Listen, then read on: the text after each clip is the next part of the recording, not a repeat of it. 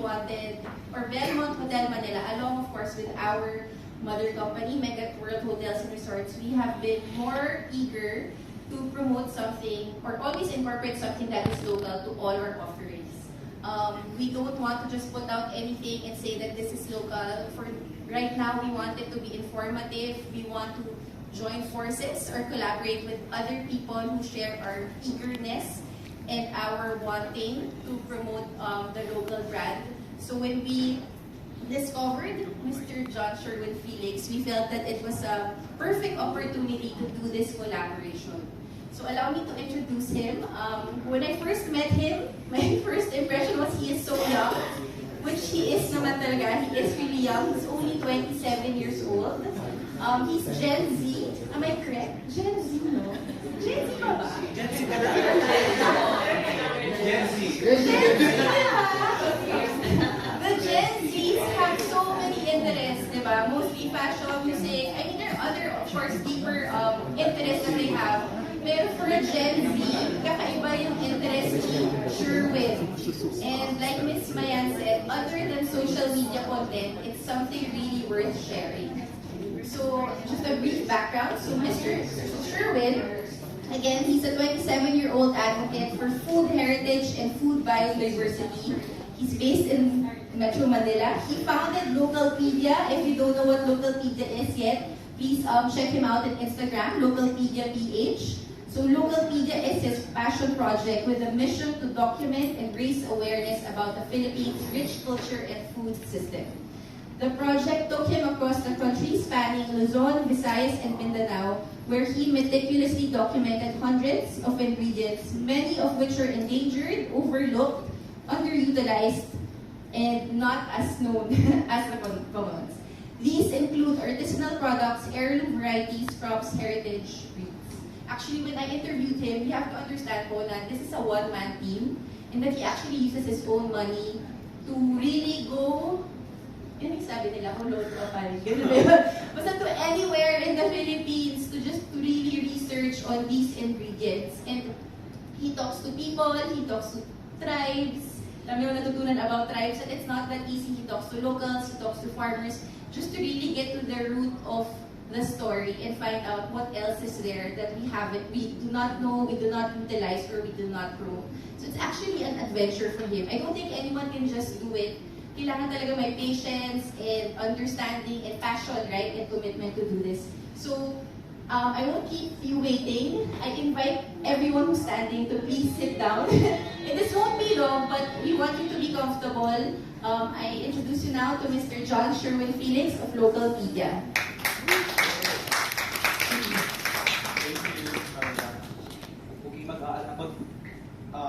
Magta-timer na ako. Usually, I tend to overshare. Sabi ko tonight, I will just share a little bit of info para hindi naman too wordy.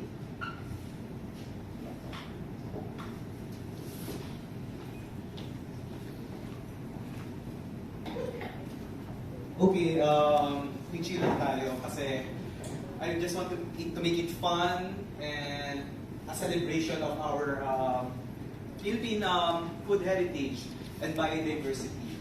So, okay. Inhale muna. Exhale. Siguro. Alam niyo, nung mga una kong public sharing, presentation, kinakabahan pa ako. Ngayon medyo konti na lang. Okay, thank you, Marla. So alam niyo yung isang bata na nagpe-present sa doktor, sa agriculturist, scientist, na ako, by the way, ang background ko pala ay communication. So baka for sure, majority of you from media, di ba? So same background tayo. So thank you everyone. Thank you for being with us tonight, this evening. Mamaya na ang pagkain. Bago muna tayo kumain, dapat kumain muna ang ating pag-iisip, ang ating utak. So, para pag kumain tayo, alam natin kung ano yung kultura natin. We just don't appropriate na parang we celebrate here but we don't know what we eat. We don't know the culture that surrounds it, di ba? Yung mga pagkain. So, it's very essential to know our culture. Siyempre, Pilipino tayo. So, pamana. Okay. Okay, parang next. O yun. pamana, we heard the word pamana. Yun yung naging theme for this book day. It refers to inheritance, legacy, and heritage. Something we want to pass to the next generation. Something we value, we cherish. Diba? And sa totoo lang, sobrang dami natin pwedeng ipamana sa susunod na henerasyon. Lagi ko sinasabi na the Philippines as an archipelago, hindi tayo mahirap na bansa. So, na-realize ko yan nung 23 years old ako. Actually, 22, I don't know. 27 na ako. So, I'm doing this for quite some time. So, I grew up na lumaki ako sa isang tahanan na mahilig magluto. We don't use any alternatives. Di kami gumagamit ng sinigang mix. Di kami talagang kung ano talagang dapat. And I started in Occidental Mindoro, by the way. Local PJ is a passion project. Wala po akong kinikita dito. Ngayon meron na konti. Ngayon, pero before, wala talaga. As I graduated actually top of the class nung college ako. So, nung nagluluto ako, pandemic. It's actually a pandemic project. So, sabi naman ako, pati ka nagtatrabaho, puro ka luto. Ito yung gusto ko, kahit outside siya sa field. So, it's actually a 100% passion. But eventually, nag-practice pa rin naman ako public relations. Pero nag-resign ako para dito. Kasi ito talaga yung gusto ko. Because I believe that Philippines is one of the most mega diverse countries in the world. Ibig sabihin, you have lahat ng mineral, yamang lupa, yamang tubig, meron tayo. Actually, 18 mega diverse countries, isa ang Pilipinas. We are part of the apex of the Coral Triangle. Ibig sabihin, napakadami nating isda, clams, etc. However, kahit mayaman tayo, for some reason, we Filipinos are so disconnected with our surroundings. Wala tayong kaalam-alam kung ano meron tayo. Binabalahuran natin yung ating ecosystem. Pero I hope na we will change that through education. Because I believe that the vast richness of the Philippine food heritage and biodiversity remains largely unexplored and underutilized. By the way, Bafram Spapo is a small type of mangoes.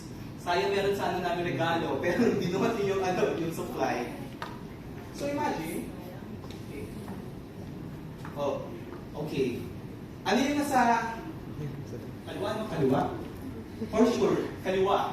Ano yung sa kaliwa? Fuji apple. Ano yung sa kanan naman? Mali? Any words? Okay. Mamaya kung ka na lang, kaibigan kita eh. Ano? Okay lang. And po? Kakao. That's actually the fruit kalumpit.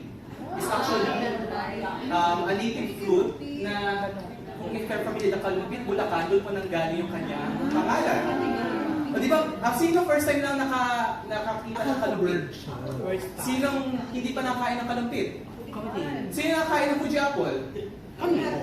Di ba? That's my point. Actually, bakit kaya tayo mas kilala natin yung Fuji apple, orange, grapes?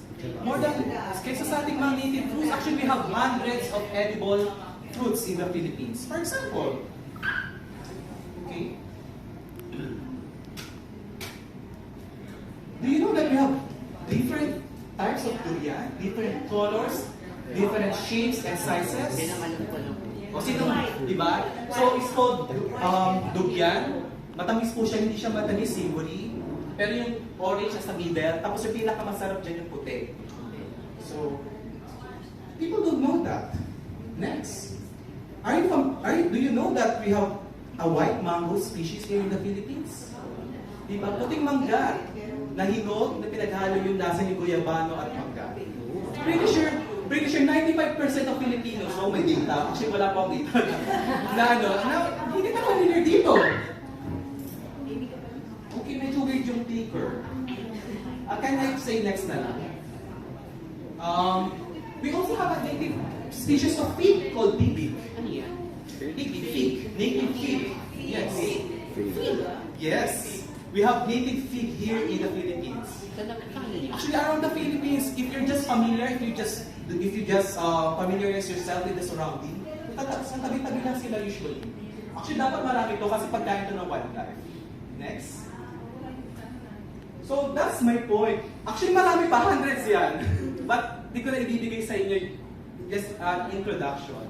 Na, we're so unaware of our wealth here in the Philippines. But, I realized that to let people know kung gaano tayo kaya is through food.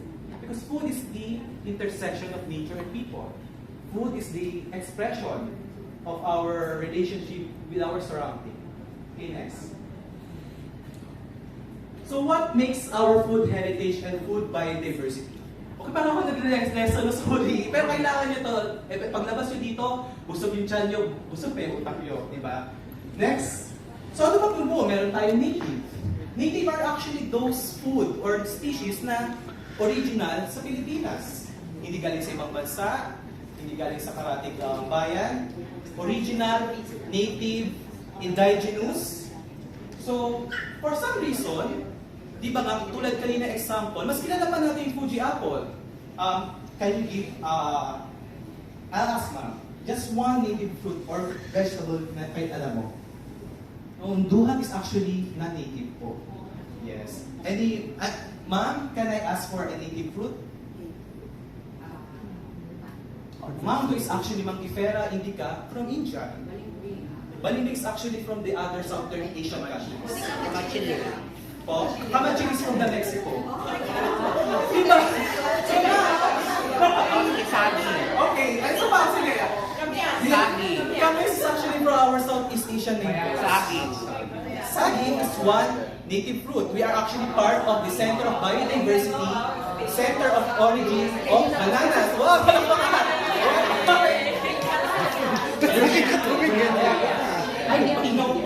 Actually, I can give a lesson about bananas because we have 80 varieties of bananas. Pero that's for some other time. So my point is, we don't know this. We don't know we have cereales. This is the beginning of Paete of Packing Laguna. And walang may familiar. We have actually native raspberries here in the Philippines called sampinit. Wild mushrooms, tamilok, and so many more. My point is, marami tayong native na hindi natin na-utilize.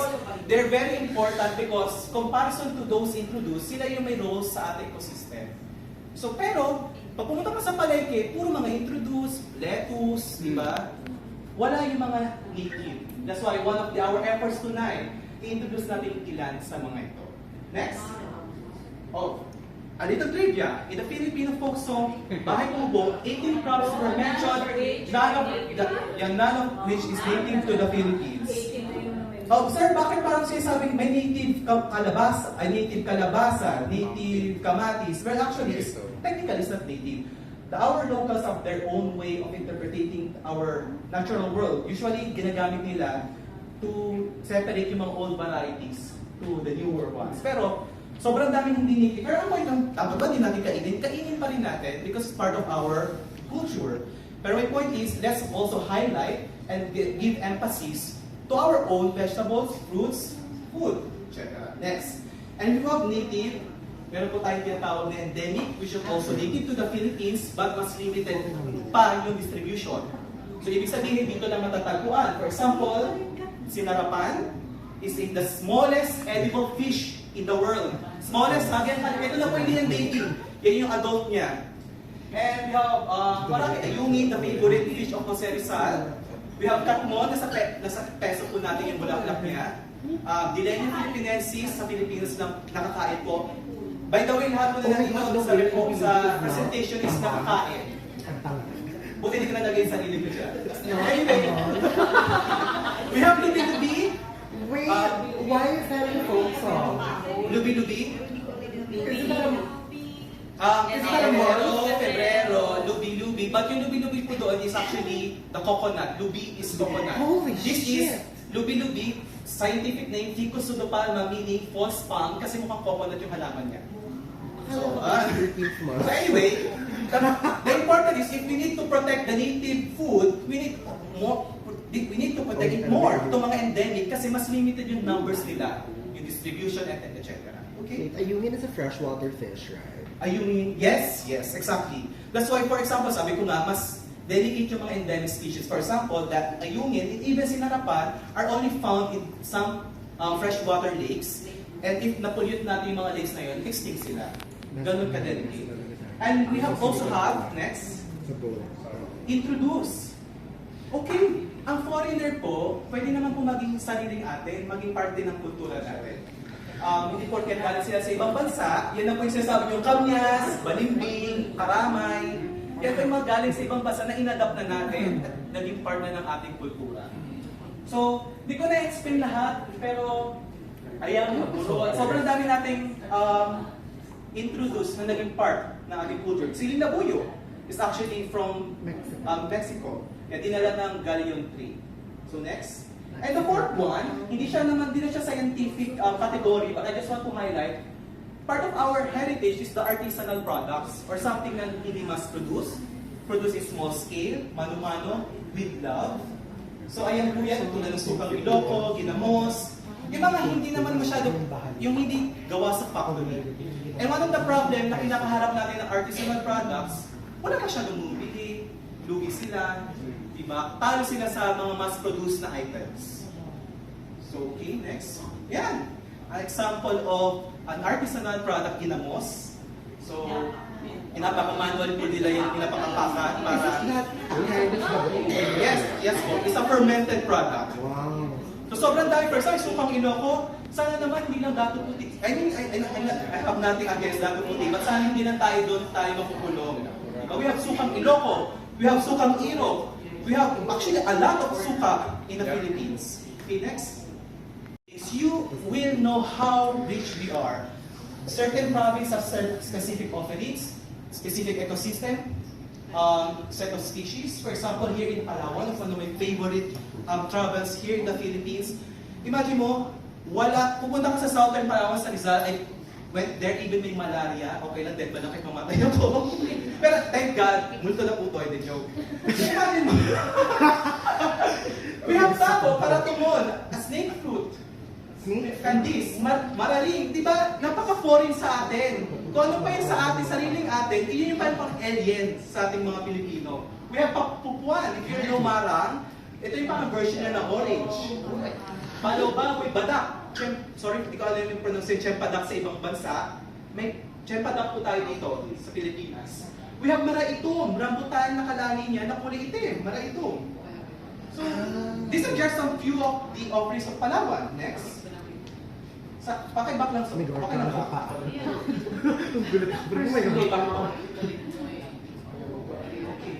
Kaya, wait lang. Okay, for example, in Ilocos region, for me, it is one of the most resourceful and creative when it comes to their food sources. See, they eat everything. They eat different kinds of weeds, flowers, etc., even insects. Kasi their terrain is actually harsh. So, the Ilocanos, kaya rin sila sinabihang matipid or turipod. Sino ba Ilocano dito? Ayun. So, Ito to yung... Yun po. Yan guys, actually stereotype. Pero, the Ilocanos were able to know the resources well. For example, that's why, Ma, ano po yung kinakain niyo dito? Ma? Ano po yung familiar kayo dito? Saluyot. Ano pa? Kalaba. Mga basic lang ha. Yung papait yan. Ano pa? Pananayapin. Katuray.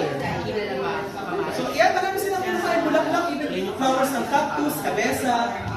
Taptaba is actually a species of bacteria. Cyanobacteria. Yes, akala nila lumot, pero hindi actually lumot po yan. We have kinalabasa, kamatis, a very old variety of tomato. Pero, nauubos na po siya kasi po madali masira, talo ng mga bagong varieties ng kamatis. Okay, next go. Next. I mean, for example, in Eastern Visayas, mapapansin mo na napakadami ng lupa. So, bakit kaya? Any idea?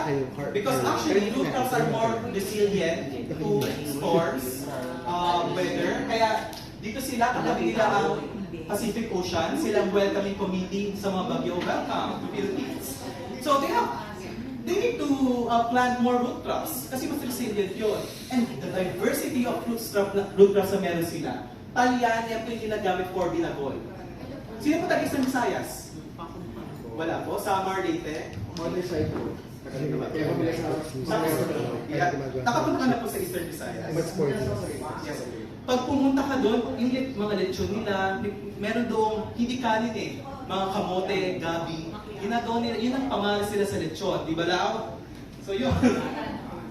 Next, Palawan.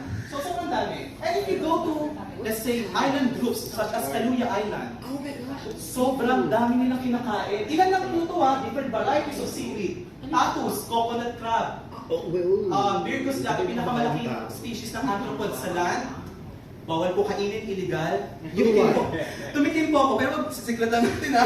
Sorry, ano yung illegal? Ha? Ano yung illegal? Yung tatus is actually a protected species. Sayang naman, bumalik na rin tayo. Di ba kumakain niya ng tao? Ito? Di ba allegedly, yun daw yung kumain? Or last Amira ear. Yes, exactly. Yes. Kasi common to sa mga island groups. Kumakain sila, they eat coconuts, fruits, they're also opportunistic eaters. So, if meron mang carrion, kinakain din nila. Madlot is taklobo. Kinakain din po nila. Pero let's not vilify the locals kasi part ng kanilang diet yan eh. And then many more. Next. So this culture, this food that we have, makes us to be more creative with our hunting, di ba? Kaya yung pagkain natin siya yung kumapit ng kultura natin eh. Ito, an artisanal way of fishing ng mga prawns, etc. Eels, next. Dahil sa pagkain, kumukuha rin tayo inspiration sa art. Di ba? Yung mga ating, for example, yung other indigenous communities, this is labog and pako, yung art nila. Yung mga kung ano yung kinakain nila sa paligid, yun ang ginagawa nilang Buddha. Next. We also, because of food, we were able to create rituals, festivals. For example, Layuhan Festival. Ito po yung baguhan ng Suman. So if you will realize next, Harvest Festival po yun. Food bond us. Ang pagkain ang bumubuo sa pagka-Pinoy is our core of our identity. Pag may patay, pag patay ako, for sure maraming pagkain. Pag may, joke lang, sorry, I have a very weird humor. Pag may kasal, pagkain. Kapag may binyag, pagkain. Di ba? Pag nagdidate pagkain, ganun ka-importante ang pagkain sa Pinoy. Okay, next. And a lot of food. Minsan, masarap kumain, no? But a lot of our heritage food are at least unti-unti na nawawala. For sure, yung ilan dito, ilan namin kilala nyo dito. When going around the Philippines, I realized that we are losing so many culture, parts of our identity. We're losing so many Filipino flavors. And for example, I'll give you some instances. Next. What are the causes of this pagkawala? Climate change. Sobrang lala po ng climate. Kaya please don't be a climate change denier. Don't deny climate change, di ba? Industrial farming practices, mga pesticides, monocropping. Sobrang it affects our food biodiversity. Deforestation. Kaya masasabihin, nasaan yung mga native fruits? Kaya po kumukonte kasi palitan ng paliit ng kanilang habitat. Globalization and homogenization of diet. Anong logo po yan? McDonald's. Sorry, McDo, may kasuhan na. Because it's true. For example, once may introduce isang, not just McDo, a fast food in a locality is doomed for those small-scale producers. It's a doom. Because for example, fast food, they hino-homogenize niya yung pagkain natin. I'm actually part of slow food, if you're familiar. So we advocate traditional food. And even the demographic challenge, ayaw nang gawin, ayaw nang isaka, sobrang dami pong problema sa ating mga traditional na pagkain. For example, tawilis, the only fresh water sardine in the world, can only be found in Taal Lake. Threatened na po na. Tingnan niyo po to. Hindi, nung naghuli po kami, sobrang tagal po yung huli yan, oras po yan. Pagkuha ng tawilis na, ng mga isda, ilan lang ang tawilis? Meron tilapia. Tilapia is not native to the Philippines. Actually, invasive species. May goldfish pa nga. Sabi nila goldfish yan, sir. So imagine mo, the invasive species na kakompetensya ng sa tawilis. Bukod pa doon, ang dumi-dumi na ng Taal Lake. Tapon ng dumi, tapon ng mga baboy, yung mga tilapia, sobrang overpopulated na nila. So yung dumi ng tilapia, yung mga nila, diretso ka Taal Lake. So next. For example, climate change. This is a traditional way of making salt called budbod in Antique and Iloilo. Sa lahat ng presentation dito sa pinakita ko, ito photo lang ito sa akin. Kasi when I went there, hindi na nila ginagawa. Kasi kailangan nila magmadali, pabago-bago na yung panahon eh. Kailangan na nila i-mechanize. Bukod pa doon, sa Iloilo, may marami ng mga asinderos ang hindi na gumawa ng asin. Sobrang hirap daw po ng pagiging, alam niyo, nakakalungkot. Sabi ng isang gumagawa ng asin, Sir, ayoko nang ipamangana ko to sa aking anak. Kasi ang hirap gawin eh. Kakakapagod. So, and one of the effect of climate change is the soil erosion. Kinain na po yung dalampasigan kung saan sila gumagawa ng asin. Kasi dinidiligan po nila yung salt eh. Kailangan maging concentrated. So, ganun po ang kinakaharap ng salt industry natin. Bukod pa sa importation na 90% of salt ay imported. Galing sa ibang bansa. Yes, tama. We are an archipelago, pero hindi tayo, dependent tayo sa salt. We're not independent. Next. Aside from climate change, even just the reason na ayaw nang gawin ng mga kabataan is also a threat to our food heritage. I met this si Nanay Lydia, 77 years old, sa Sibalong Antique. Dalawa na lang po silang gumagawa. Wala na pong next in line sa kanya. So once na nawala siya, namatay si Nay, huwag na po, sana bigyan pa po siya ng maraming buhay. Yung isang gumagawa po ng hindi, well, ang mga lang naman, yung mga comment niya lang naman, mas magaling daw siya. So pag nawala siya, yung matitira, isa na lang, tapos hindi pa expert, di ba? So, itong sapa na to, ganito po ang scenario sa napakaraming pagkain sa Pilipinas. Paulit-ulit ko na lang naririnig. Ayaw nang gawin ng mga kabataan, wala nang ipapamana. Okay, next. So now, we're here to celebrate our food heritage. We're doing this because we want to give a space for our ingredients, diba? To highlight, sana naman isulat yung maganda please. Kasi kailangan natin talagang i-push ang ating mga pagkain. And we have here almost a dozen of Philippine ingredients we created for tonight's buffet. This is the last part of the presentation. Para lang alam niyo yung mga background. Next.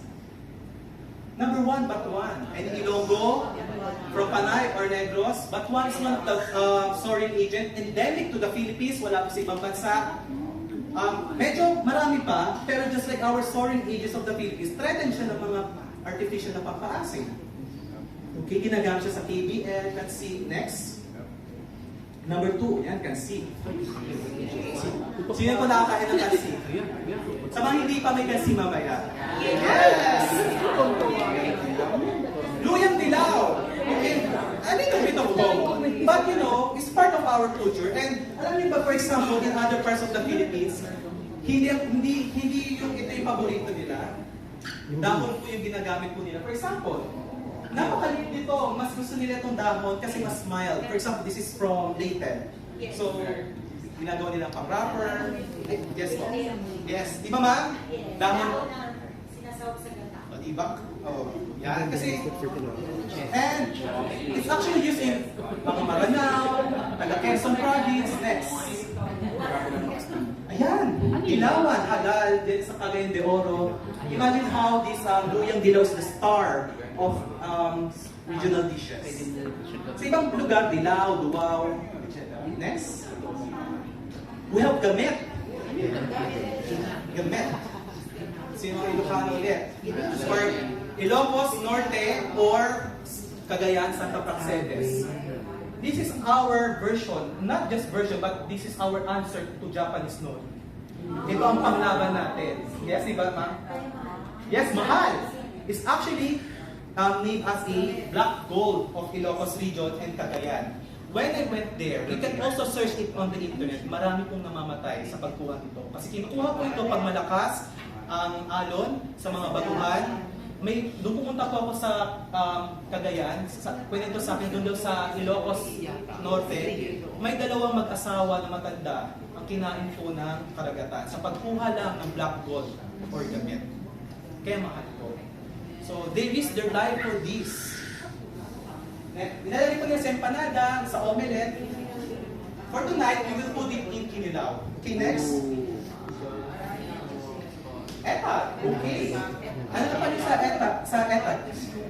Ano napansin niyo po? Malinis, di ba? Walang uod. Yan ay isa sa mga problema ng pag-sensationalize ng ating pagkain.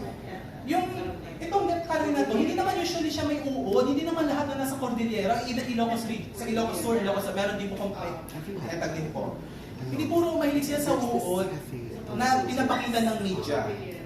So, ginagamit po sa, for example, pinikpikan. Okay, next.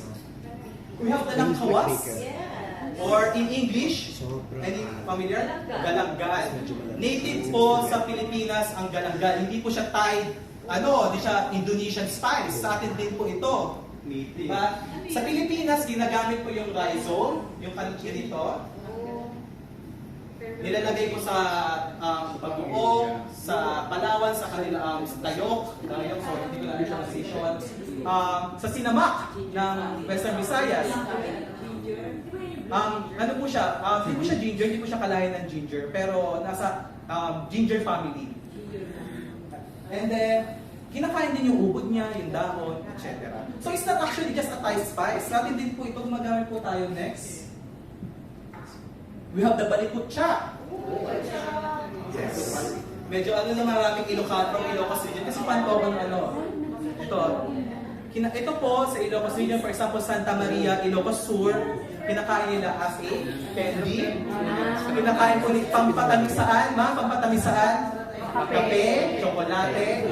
O kapag gusto mo ng matamis, inuulam po nila ito kapares ng mainit na kanin. Pwede na ipang sweetener. Okay, next. By the way, sorry, bangko. Sobrang haba rin ng proseso. This is an artisanal product from Dalapilan. Iikutin po yan. Dati po kalabaw po yan. Pero dahil siguro pagod na yung kalabaw natin, may mga makina na po, ipapakuluan nila yung juice. Ilalagay po nila dito sa banga para mainit po kasi yung syrup. So, ilalagay po nila, malamig po yung banga, anin yung tubig, hanggang sa next. Ayan na po, hihilahin nila. Mano-mano. So yan po yung balikutsa ng Santa Maria. Ano rin po ito, problemado sila, lalo na yung bumabagyo. Palakas na po ng palakas yung bagyo. Isang bagyo lang, wala na po ang sugarcane field. Sa Antique, may isang old sugar mill na ayaw niya nang gumawa kasi binagyo yung kanyang field. So palakas na po ng palakas yung bagyo sa Pilipinas. Climate change. Next. We have the Asim Tibuok. By the way, one of the milestone of Localpedia, siya po yung isa na nag-popularize ng Asim Tibuok, yung page.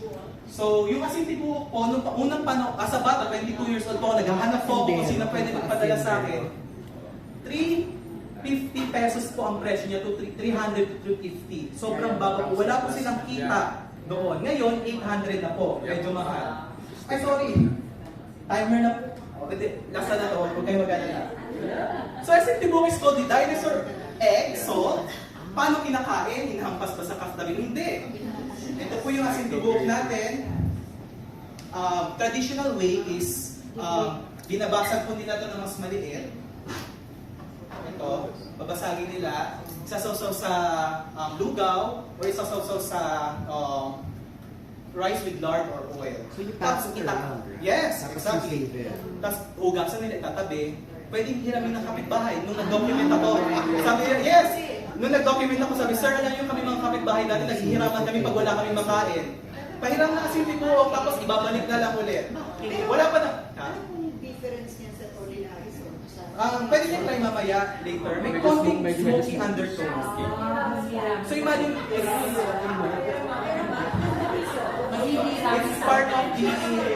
part of the culture of the Bocolanos, part of their survival days. It's a big part of their life. Imagine mo, kung wala sila makain, kasi Tibuok ang kanilang pagkain. Kaya Albuquerque kami gumagawa na lang gumagawa. Albuquerque na lang gumagawa. Yes po. Dati, isang family na lang dahil sumikat yung Asim Tibuok, bumalik na po yung mga manggagawa. Yes. Kasi dati wala silang kita eh. That's why we're doing this. So we create demand, we celebrate, ilagay natin sa ating mga table para kumita yung mga farmers, asinderos, fishers po. So yun, Asim Tibuok. By the way, a little bit of trivia, bawal gumawa gumawa ng asin tibok, may regla ka. Pagpapasok ka doon sa paggawaan ng asin na sulfur, tatanggalin mo lahat ng barya, hikaw, bawal po ang metal. Sobrang daming paniniwala.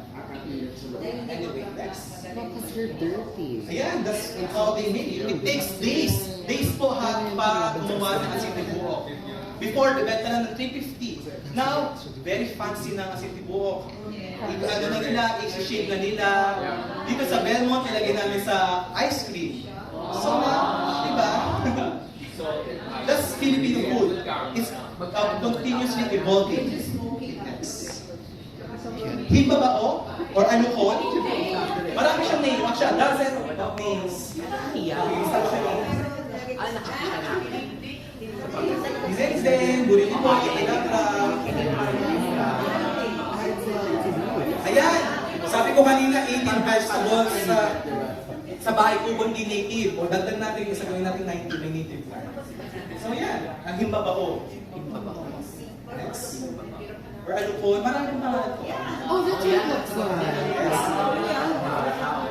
ganda niya sa market, very striking. You know, I can name 100 native vegetable on the spot. For isa to, sobrang dami po nating gulay sa Pilipinas na hindi natin masyadong kinakain. Tableya, of course. Okay? Next, sorry Tableya, next na po, ikaw. Pero, a trivia. Do you know, here in the Philippines, we have the Criollo variety, one of the rarest cacao variety in the world. We here in the Philippines, we were very lucky na meron tayong Criollo variety. It's actually not native to the Philippines, it's actually introduced cacao, pero this is what my point is. Sa atin to na, atin na to, we own it. And pure Criollo, that's so mga nakita ngayon in South America, parang hindi na pure Criollo. Yes, hindi na pure. Sabi sa akin nung nagpa-farm, because we were able, because archipelago tayo, na we were able to preserve this variety. At paano malaman ng Criollo? Pag hinatin niyo po yung seed, kulay puti. Kasi iba kulay violet, medyo maano, yung puti siya. Okay, next. Pero yung tableya namin, hindi Criollo. Sorry. Pero, mahal po yung pili. Endemic to the Philippines, one of the most pinakamalaki ang kanyang potential to dominate the nut market. The Bicol region is the center of biodiversity. Next. Sobrang dami kong info to, pero hindi ko na ibibigay sa inyo lahat. Tahores. Sino familiar sa Tahores or Tapilan? Di ba may munggo? Parang munggo, pero hindi ko siya munggo. It's actually called rice bean. So now we were yung kinain nyo kanina na nasa... Yes, ito po. Yung kanina sa Yes, Tahores po yan. Minatalis. Ayan o. Okay, next. Kalingap. Okay. One of our, actually one of the last, Kalingap is Philippine cinnamon. Do you know that here in the Philippines, we have around 21 native species of cinnamon? Hindi alam nyo ng Pinoy. Pumunta yung sila, na record to ni Antonio Pigafetta, pinadala nila sa Espanya, kinamkam nila yung cinnamon natin. Diba? Most of our akala natin ang cinnamon ay hindi sa atin. But we have 21 species called Kalingag, Kolingag, Mana, Canela. Napakarami niyang vernacular names, meaning matagal na siya sa Pilipinas. We're using cinnamon. Okay, next. Here in our buffet, by the way, back lang po. May trivia, sorry, dami kong trivia. Alam niyo ba, for example, in Northern Mindanao, in Dumaguete, in Cebu, the locals, binibenta nila laurel leaves. But they don't know, they're actually selling cinnamon leaves. Amazing, right? Our food heritage, hindi natin alam, nandiyan na sa tabi-tabi. Ganun po ang itsura ng cinnamon, pahaba po. Pag kumuha kayo ng laurel na normal, iba po itsura niya. At amayin niyo po. Diba? Exactly. By the way, hindi po kami gumamit ng bark ngayon kasi medyo unsustainable po gumamit ng bark kasi wala pong wild cultivation. It will take years to produce a bark or to regenerate. But yung leaves, meron na po siyang oil. So imagine, they're using cinnamon leaves, not laurel. So, our food heritage is amazing. Now, you know na sobrang yaman natin, ano ang kailangan natin gawin? We need to share, we need to tell the stories of farmers, our communities, kung ikaw yung Ilocano, ikwento mo kung ano yung pagkain nyo, yung pagmalaki. Post it online, tell to your neighbor. Iyan nila sa buffet. We need to celebrate our food heritage. Okay? Thank you. Next. Question. Okay. Did you ever study the nutritional content? No po. It's actually a very ibang field na siya. So, Some can be poisonous if taken too much. yung one of the key lang kasi po dyan, yung iba, mayroong mga lason. Pero hindi, yung mga nakita ko, wala yung mga lason po. One of the reasons is that knowledge of locals. Most of the time, we underestimate the knowledge of locals. Alam nila yan hanggang ano yung nakakalason. For example, yung Panalayapen, alam nila kung ano yung puno na pwedeng kunin. Kaya that's why you need to record it, you need to write it down, and eventually, it's actually the job of the government to know the nutritional qualities, content, what is the chemical, pero wala pa masyadong studies, di ba? We're actually making, ito for example, the local PIDYA is one of the pioneer of documenting ingredients. Wala pang ganun extensive na documentation. Why it takes like a kid, 23 years old, to love our country? To na malaman niya na mayaman pala gawin ko. Wala pang pera noon. Pero ginawa ko siya. I left my job, a little bit high-paying job, to document because I know it's actually part of us. Kultura natin yan, nakakalungkot pag unti-unti siya nawawala. So, what we need to do? Again, we need to utilize what we put our plate. Yun ang continuously ipoproduce ng ating mga magsasaka, mangingisda, artisans. Napakayaman ng Pilipinas. Sobrang dami pa pong pagkain na meron tayo. Maraming pong salamat. Yun lang.